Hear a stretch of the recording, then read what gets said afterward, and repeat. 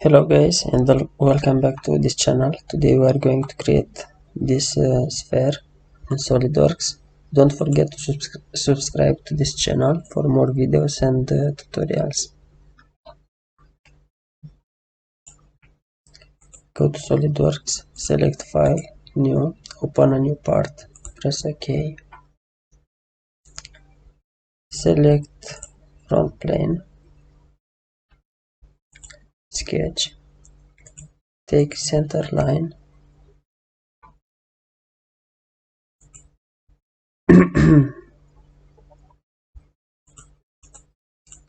okay, go to circle,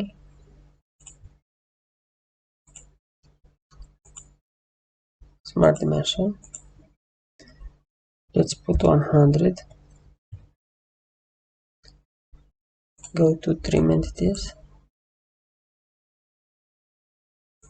okay. Now go to features, revolved boss base, press yes,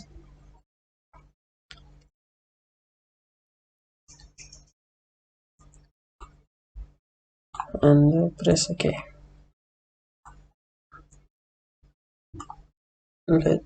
Let's select metal.